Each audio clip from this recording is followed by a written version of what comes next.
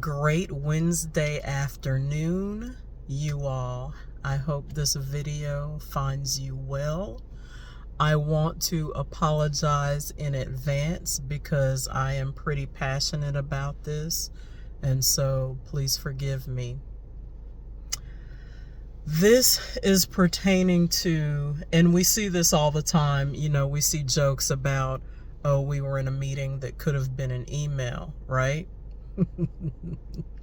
So I'm going that route. So today was an early dismissal day for our students. They dismissed at 1 p.m. We had a meeting for testing because we have end of the year testing coming up, and it's starting for the primary grades tomorrow. Intermediate grades 4 and 5 already took the writing assessment that is considered an end of year assessment, and there's a reason why I say that. So I have stated before, I'm in a smaller district now than the one that I was coming from, and no one is perfect. No district is perfect. I'm not perfect. I do not know everything. There's a lot I have yet to learn. I am going to stay as humble as possible. And with that being said, since we already had end of the year writing testing, the meeting that we had today completely irritated me. So we met at 1:45, and the guidance counselor started off with everyone. Every faculty member, every staff member was required to attend the meeting. And the reason behind that was in case someone is out on a testing day, someone would be able to fill in, and they would already know the do's and the don'ts and the procedures and the requirements of testing, which I get, right? So we were all in the cafeteria. We all had to attend the meeting at 1:45. The way they had the meeting scheduled was everyone would be in there from 1:45 until 2:45 to hear about procedures and safety of the meeting. And then from 2:45 to 3:15, those of us that have students that have accommodations, whether that be an IEP or a 504 plan, we were expected to stay in there from 2:45 to 3:15 for that part of the meeting. So those that did not deal with students with accommodations, they got to literally leave at 2:45. Okay, we're getting paid till 3:15, right? So that shouldn't be an issue. However, here's my thinking. The guidance counselor started off the meeting. The assistant principal took over halfway through the meeting. And then after the majority of the faculty were dismissed, the assistant principal did the accommodation portion. The ESE specialist was present. That, for those that are not aware of Florida terms, is the head of the special education department. So we had 3 people that are on the administrative team, the leadership team for the school. We had 3 people present. I've been on the leadership team before. I served as an ESE specialist for 3 years. So I'm thinking in my head, okay, the accommodations portion of this meeting, along with the procedures and the safety, could have been handled by the ESE specialist. So they could have split us up into 3 different groups. One group with the ESE specialist going over accommodations and everything else. One group for the primary staff and faculty that would handle the K through 2. That's what I mean when I say primary. And then the other staff member, meaning the guidance counselor or the assistant principal, could have taken the intermediate grades 3 through 5, especially since 4 and 5 had already gone over the procedures and the safety and all the requirements because we've already done one portion of the test. So had they split it up like that and we all started at 1:45, we would have all gotten to go home at the same time. Now, typically 30 minutes, that's not something that I would be on here complaining about, but every single day I go into the school building, no matter where I teach, I'm in that school building and I'm doing my absolute best every day. I'm connecting with the children. I'm trying to be as professional as possible. I'm working with the teachers. I'm doing what I need to do, and I'm helping where there needs to be help. I want our leadership team to hold themselves to the same standard that they hold us to. We're always being pushed to do more and to elevate our teaching for children. Well, if you get into a leadership position, please be mindful, be cognizant of what it is like to be a classroom teacher. Don't forget where you started from. Don't get up in front of a group of faculty and staff and read a PowerPoint. That is the most maddening, most disrespectful thing I believe a leader, a school administrator can do. Most of us are overeducated. It's the end of the day. We've been managing behaviors and teaching curriculum all day. So please summarize, send an email, do something other than, use your imagination, the same things that we are asked to do every day. Use your imagination, come up with something other than reading something that we can read ourselves that's going across the screen. Also,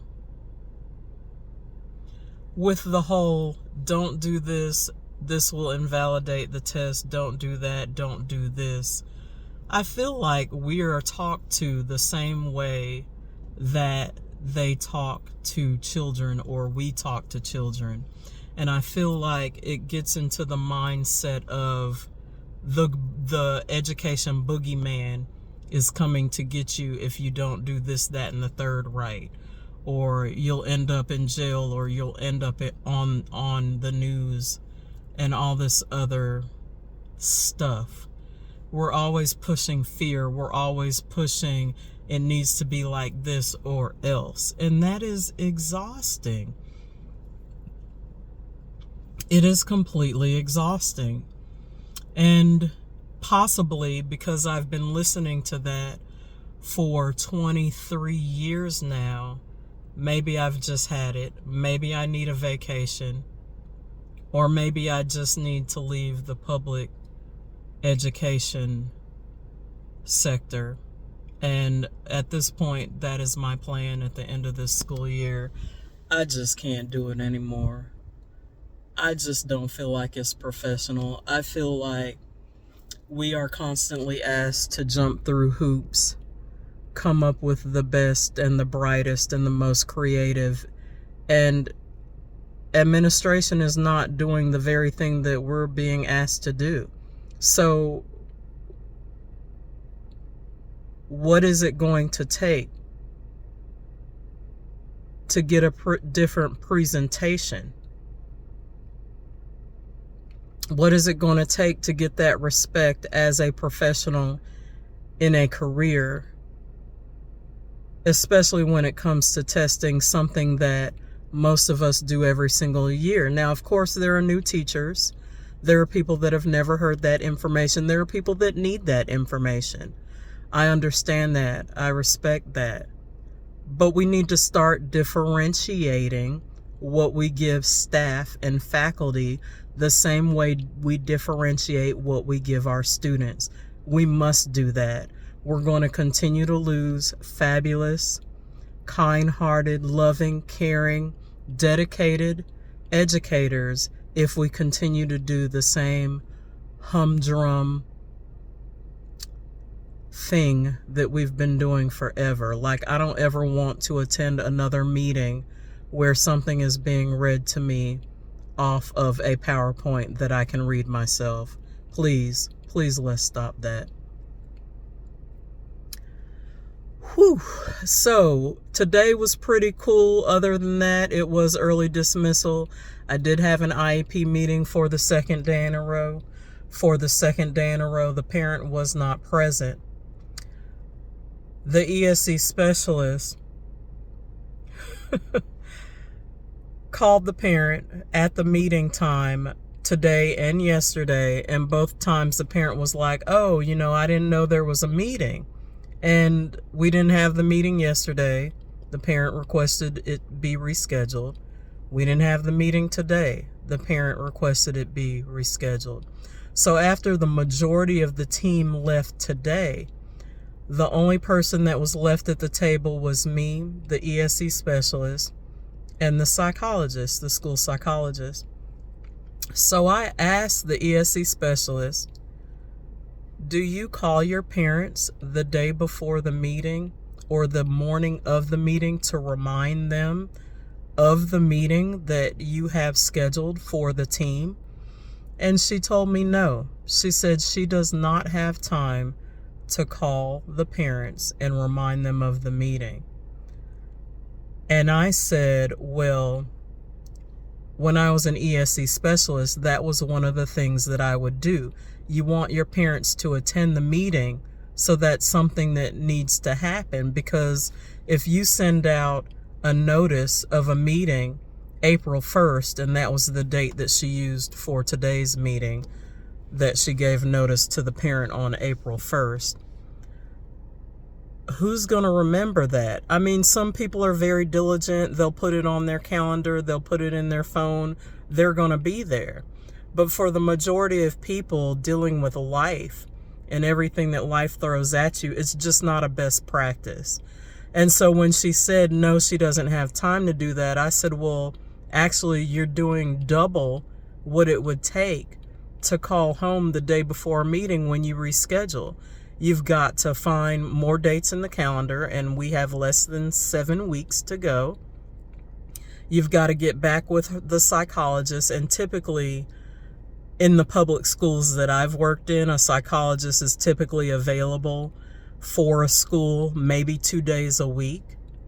You've got to reconvene the team. You're doing more work rescheduling the meeting than if you just picked up the phone and called the parent the day before or the day of the meeting and just said, hey, just wanted to, remind you we do have a meeting. And even beyond that, I used to develop relationships with my parents, and I would possibly have their cell phone number, and I would shoot them a text message. A text message is documentation. It's easier than a phone call, and they're able to write back to you, okay, yeah, I'm coming, or, oh, I forgot, thanks for the reminder. Again, it's just a better practice than having to call them when you scheduled the meeting. Oh, they're not available, and they're requesting to reschedule. Now, if the parent gives you permission, you could have the meeting right there on the phone, but neither parent wanted to do that. And of course, you want your parents to be present. You want to build those relationships.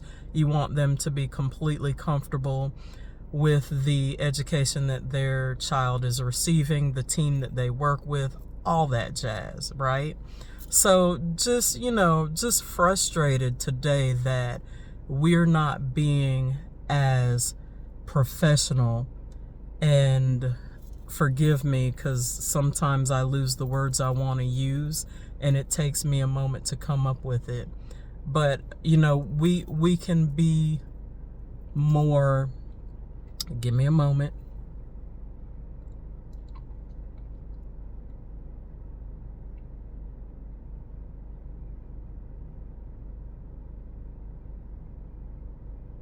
It just looks better. I can't think of the word I want, but we look more professional when we have better communication and when we put best practices at use.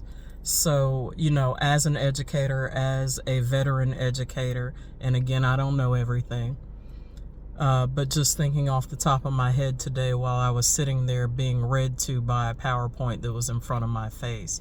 And I'm just like, come on, leadership. Come on, guys. Y'all got to do better than this. You all have these positions. Unfortunately, with education, the further you get away from children, the more money you make, which is why a lot of people are aspiring leaders. Yes, as a leader, you have access to policy procedures. You can impact the school on a grander level. You get all stakeholders when you get to that level. However, the most influence you have in a child's life is going to be as their teacher, as the parapro, as the person that interacts with them on a daily basis. But that's where you make the least amount of money. And therefore, that's why people want to get into leadership, because who doesn't want to pay their bills? Who doesn't want to be able to engage in their hobbies and the things that they enjoy outside of work? Who doesn't want to take a trip? You get my drift. So, we got to do better. If we're in leadership, if we want people to believe in what we're pushing, believe in what we're selling, adhere to the vision, buy-in, that's something you hear all the time. You want teacher buy-in, you've got to start respecting your teachers. You have to remember how you felt. You have to do better than inviting them to a meeting and sitting there and reading to them. And you're telling us to be rigorous and we need to know this, that, and the third. But your delivery is subpar. So, I'm going to get off this thing for today. I do appreciate you listening to me. I ask for forgiveness in advance. Again, I don't know everything. But, these are just my thoughts for today. As we wrap up this last year in public education, I'm claiming it in Jesus' name. Amen. Just feeling like, we can do better. We can absolutely do better. So I am challenging those out there that have the means, that have the position, do better. Thank you for listening. Peace and blessings.